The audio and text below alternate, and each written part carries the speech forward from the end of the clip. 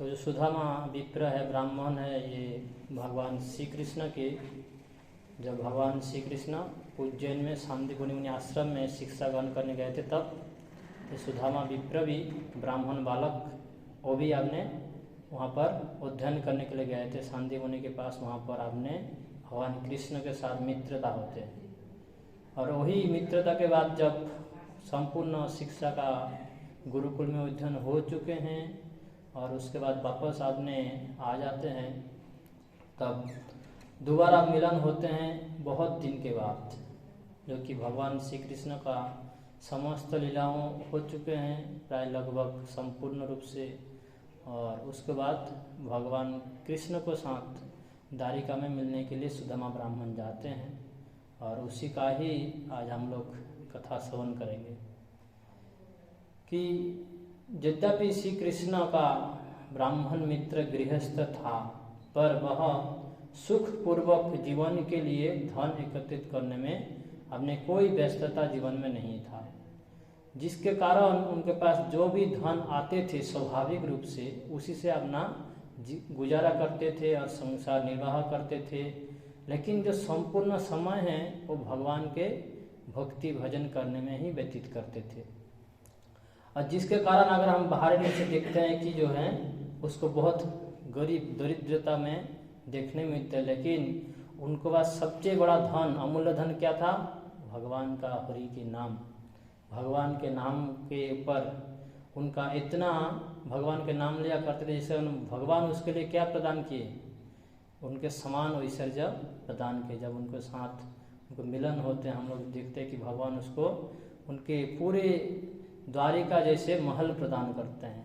और दूसरी तरफ हम लोग देखते हैं कि जब भगवान श्री कृष्ण ने शिशुपाल का वध किया था, तब भगवान का अंगुली का छोटे से जगह काट गए थे और उसमें खून निकाल रहे थे, तब द्रौपदी महारानी ने प्रेम बस क्या किया, हमने बहुत मूल्यवान साड़ी उसको फाड़कर उसमें बांध दिए थे। इसके कारण भगवान ने क्या दिया उपहार, उनको इतने बड़े कपड़ा दिए कि उसको दुशासन खींच खींच के थक गए, लेकिन कभी खत्म नहीं कर पाए। तो भगवान का जो कृपा है ये बहुत बड़ा है, असीम है। इसलिए भगवान भगवद गीता में बताते हैं, स्वल्पमपि विश्व धर्मस्य त्रायते महतो भया, कि भगवान के छोटी छोटी सेवा, हम भगवान को घर में अगर सेवा करते हैं तो उसका फल बहुत बड़ा है। शायद हम लोग को दिखता नहीं और देख भी नहीं सकते इस आंखों के द्वारा, इतने बड़े फल प्रदान करते हैं।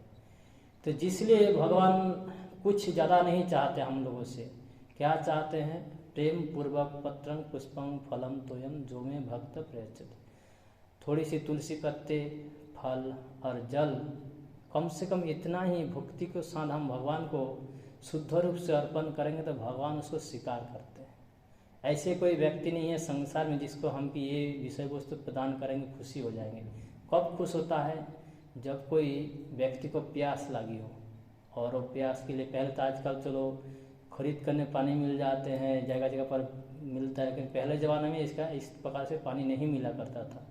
गांव में एक कुआं हुआ करते थे और उस कुएं से पानी सब गुजारा करते थे, जिसके कारण जो प्यास का विशेष सब उपलब्धि एक एक व्यक्ति के हुआ करते थे। लेकिन आजकल तो बड़े बड़े हम लोग मोटर चालू करते हैं, पानी आ जाते हैं, पता नहीं चलता है। लेकिन पहले ज़माने में स्थिति नहीं था। तो जब कोई प्यासा व्यक्ति हो गर्म के मौसम के समय और बहुत दूर अपने रास्ता में चलते हुए जब चलते हैं, उनको पानी के प्यास लगते हैं, तब वो पानी पीने के लिए देखते हैं कहाँ प्राप्त होते। उस व्यक्ति के जब पानी प्रदान करते वो संतुष्ट हो जाते, उसके लिए कोई छापाना भोग की आवश्यकता नहीं है। इसी प्रकार जो भूखे व्यक्ति हैं उसको हम लोग जब भोजन प्रदान करते वो भी प्रसन्न हो जाते हैं। और भगवान श्री कृष्ण समस्त संसार के मालिक है और उनके द्वारा इस प्रकृति को सृष्टि किया गया है और पालन किया जा रहा है, लेकिन उसी व्यक्ति को साथ हम उन्हें कुछ आवश्यकता नहीं है, लेकिन प्रेम बस जब हम उसको इस समस्त पदार्थ अर्पण करते हैं भक्ति भाव से स्वीकार करते हैं। और क्यों स्वीकार करते हैं? हमारे जीवात्मा के कल्याण के लिए। हम थोड़ा सा भगवान को प्रदान करते हैं तो भगवान हमके लिए बहुत बड़े फल देते हैं, जिसके ऊपर हम लोग को समझने के बाहर है। इसके लिए कि सुदामा विप्र कथा होते हैं कि जो कि भगवान के भक्ति में लीन रहते थे पूरे संपूर्ण परिवार के साथ, लेकिन उन्होंने भौतिक ऐश्वर्य के प्रति उनका उसको कोई लोभ नहीं था और उसके लिए वो समय भी नहीं लगाते, शुद्ध भगवान के भजन करते थे। तो जिसके कारण कि भगवान को इतने प्रिय भक्त हैं, उसकी कथा हम लोग श्रवण कर रहे हैं। और भगवान को यहाँ पर इस में बता रहे हैं कि हे मेरे प्रिय स्वामी, मुझे ज्ञात है कि भगवान श्री कृष्ण जो भाग्य की देवी लक्ष्मी जी के पति हैं, आपके व्यक्तिगत मित्र हैं। सुदामा के ब्राह्मण की पत्नी सुदामा विप्र को बता रहे हैं कि हे स्वामी, मुझे ज्ञात है कि आपने बताया था कि भगवान श्री कृष्ण जो आपको परम मित्र है और वो द्वारिका के राजा हैं और उनकी पत्नी है लक्ष्मी जी है, और क्यों ना आप उनके पास जाएं, उनसे कुछ भेंट सामग्री लेकर जाए, उनसे मिलकर आइए कम से कम एक बार। तो इस प्रकार उनकी पत्नी उसको बता रहे हैं कि आपको तो परम मित्र हैं वो, और कोई राजा हो, एक साथ हम लोग पढ़ाई करते हैं, उसके बाद वो मित्र होते हैं बचपन में पढ़ाई के वक्त, और उसके बाद बड़े बड़े पद पर बैठ जाते हैं। जब उसको हमारा कोई जरूरत होता है हम जाते क्या होते हैं, इसको हम पहचानते नहीं, मेरे बराबर के तो है ही नहीं। संसार में स्वाभाविक रूप से ये होते हैं। भौतिक जगत में विचार में जब आदमी बड़े हो जाते हैं, उच्च उच्च पद प्राप्त करते हैं, तो वो अपने समस्त मित्रों, पिता, समस्त संबंध सब भूल जाते हैं समय के अनुसार, और पहचानने से इनकार कर देते हैं, क्योंकि उसको वहाँ पर मान सम्मान की स्टेटस बजाय रखना है। इस प्रकार मन के अंदर भावना होती है व्यक्ति के। लेकिन उनको ये समझना चाहिए कि उनको साथ भी ऐसा दिन आएगा उल्टी, तब यही व्यक्ति के पास उनको वापस आना पड़ता है। तो लेकिन भगवान कृष्ण इस प्रकार नहीं है, वो हर व्यक्ति का छोटे छोटे सेवा को याद रखते हैं, जिसके कारण जेहेतु उनका मित्र था इसलिए उन्होंने कभी अस्वीकार नहीं किया है।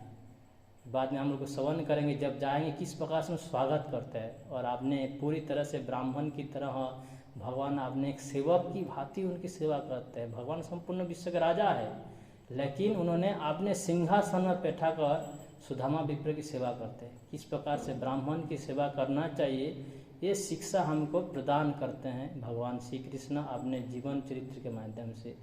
और भगवान श्री कृष्ण का जो जीवन हम लोग श्रवण करते लीला आदि, ये संपूर्ण मनुष्य को शिक्षा के लिए है। भगवान के अवतरण होना और इस संसार में धर्म की स्थापना करना और अधर्मियों को विनाश करना, साथ ही साथ भक्तों को आनंद प्रदान करने के लिए समस्त अलग अलग लीलाओं की रचना करते हैं।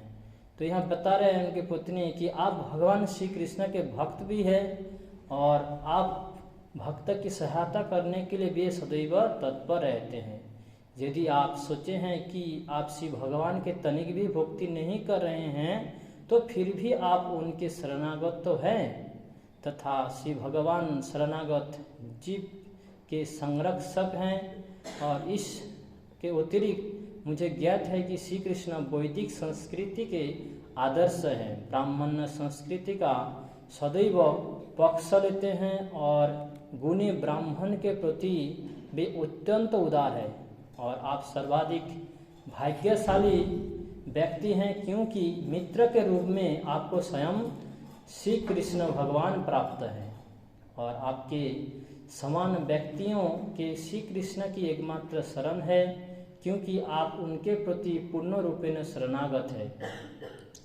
कि उनकी पत्नी बता रहे हैं आप सामाजिक रूप से तो ब्राह्मण है, ब्राह्मण के पद में स्थित है, और आपने उनको इतने भजन करते हैं, लेकिन आप स्वयं को मानते हैं कि भगवान की हम भजन कर रहे हैं।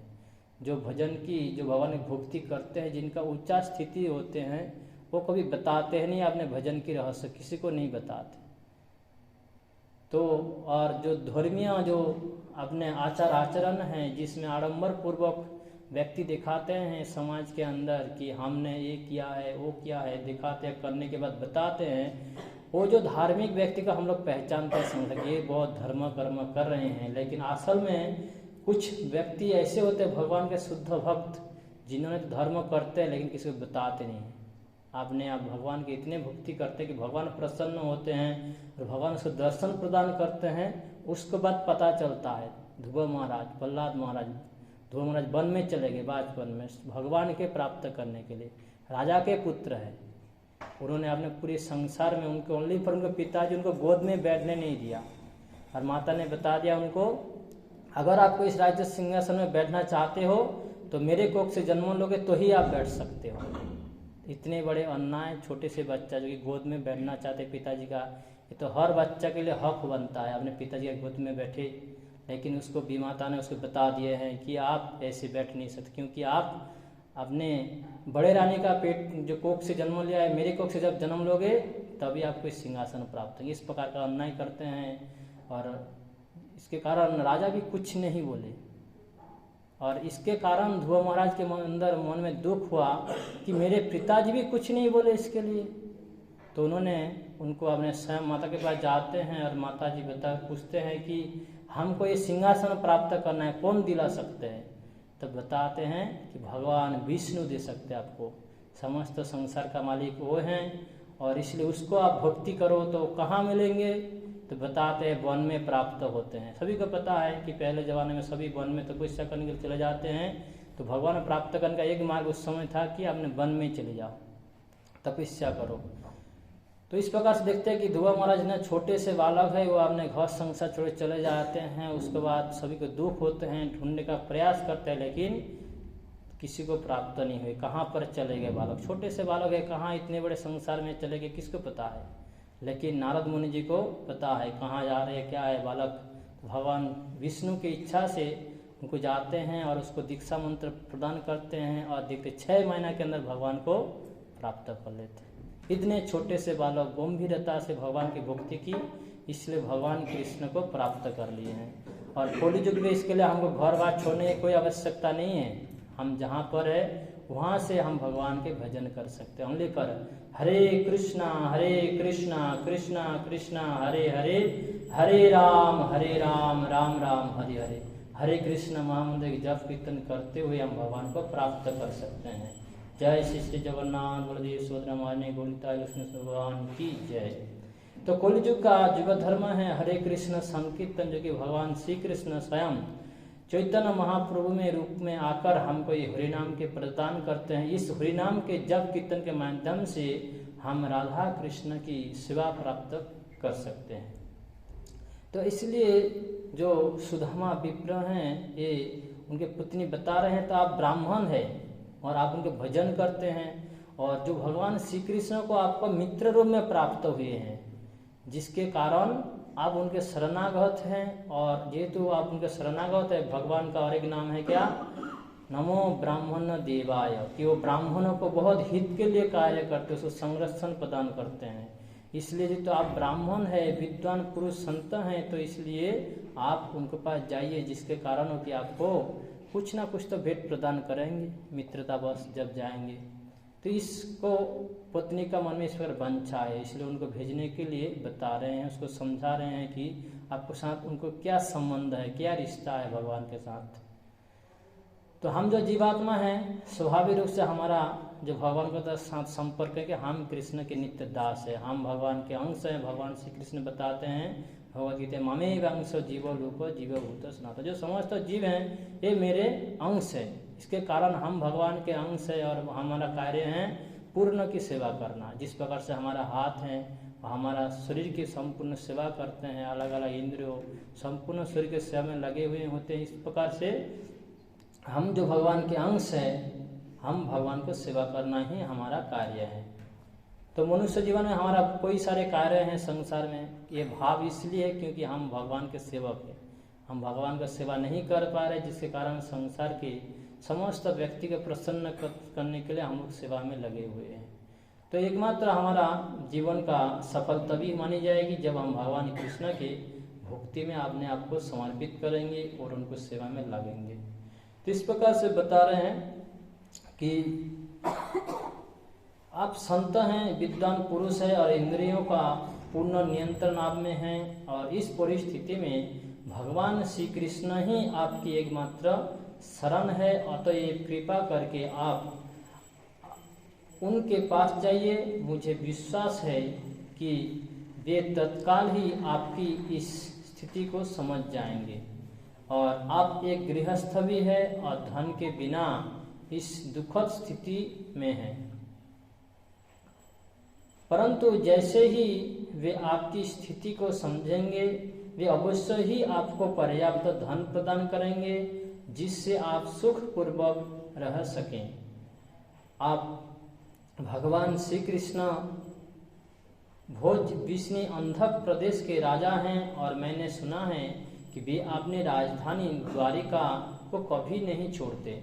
वे बाह्य आयोजन के बिना ही वहाँ रह रहे हैं और वे इतने दयालु और उदार हैं कि वे आपने शरणागत व्यक्ति को तत्काल ही सब कुछ प्रदान कर देते हैं, यहाँ तक कि वे स्वयं को भी प्रदान कर देने के लिए तत्पर रहते हैं।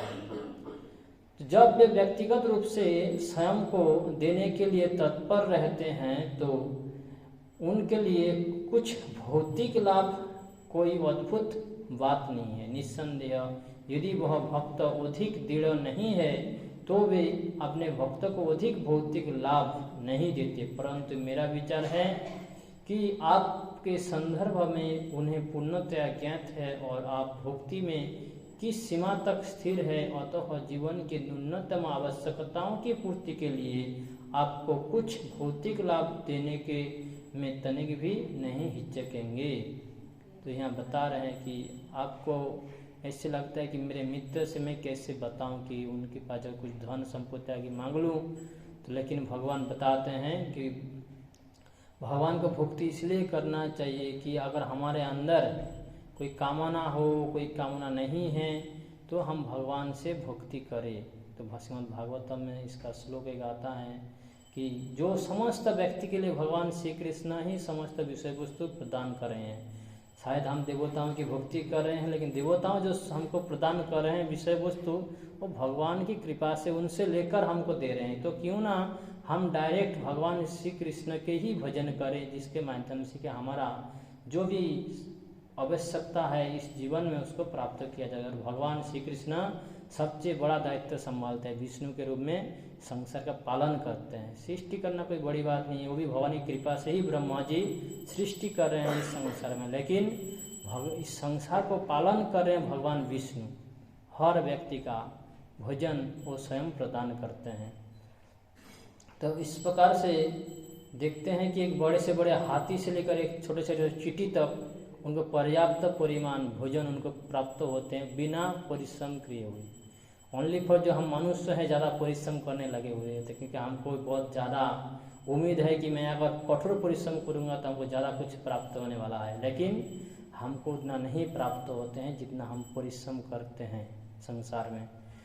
लेकिन वही हम अगर देखें पशुओं के जीवन में उनको उतना प्रयास नहीं करना पड़ता है।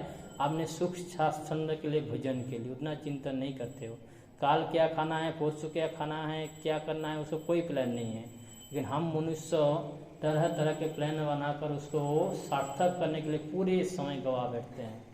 तो इसलिए यहाँ बता रहे हैं कि जो भौतिक धन आपको चाहिए, जो न्यूनतम आवश्यकताओं हैं, ये तो भगवान श्री कृष्ण आप उनके पास जाने से ही पूर्ति कर देंगे, ये हमारा विश्वास है।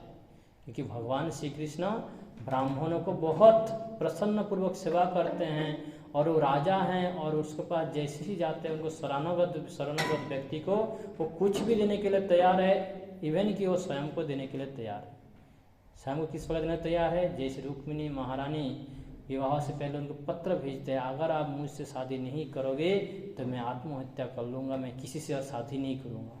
देखिए इतने से छोटे से पत्र दिए हैं, ना तो उन्होंने भगवान श्री कृष्ण के देखे रुक्मिणी, और कृष्ण ना तो रुक्मिणी महारानी के देखे, लेकिन एक संवाद पत्र के माध्यम से भगवान उनको ग्रहण कर लिए। तो इस प्रकार से देखते हैं कि भगवान श्री कृष्ण कितने भक्त के प्रति दयालु हैं। आप जिस भाव लेकर उनकी सेवा करेंगे उसी भाव से आपको साथ व्यवहार कर सकते हैं। तरह तरह के इतने करोड़ों जीवात्मा हैं, अगर भक्ति में लग जाए और सभी का भावना अलग अलग स्थिति में सेवा करने के लिए प्रयास करते हैं, प्रसन्न करने के लिए, भगवान हर किसी के साथ उचित व्यवहार करते हैं। यही होता है भगवान के लक्षण, कि वो सबके साथ उचित व्यवहार करते हैं। और हम जीवात्मा इस नहीं कर पाते, हमारे अंदर कमियां हैं, हम दोषपूर्ण, हमारा इंद्रिय त्रुटि इंद्रिय है, हमारे अंदर जो इंद्रिय दोषपूर्ण है, जिसके कारण कि हम सही विचार सही दृष्टि नहीं कर पाते हैं, जिसके कारण हम धोखा करने के हमारे प्रवृत्ति होते हैं। और इसके लिए हम अपूर्ण इंद्रिय के माध्यम से जो भी विचार कर रहे हैं उसका सही फल नहीं हो पाता। इसके लिए हमको इस इंद्रियों की त्रुटियों को दूर करने के लिए, शुद्ध होने के लिए भगवान के भक्ति करने का बहुत आवश्यक है। इसलिए कलयुग में ओनली पर हरे कृष्ण महामंत्र के माध्यम से, शास्त्र आदि के अध्ययन के माध्यम से हम अपना सही सेवा स्थिति प्राप्त करने के लिए हम लोग प्रयास कर सकते हैं। तो यहाँ पर आज कथा को विश्राम देते हैं। लीला पुस्तक भगवान श्री कृष्ण की जय। जय सुधामा कृष्ण मिलन की जय। शील प्रभुपाद की जय। अनंत कोटि वैष्णव वृंद की जय। जगत गुरु शील प्रभुपाद की जय। स्वामित्व गुरु भक्त वृंद की जय। निताई गौर प्रेमानंदे हरि हरि।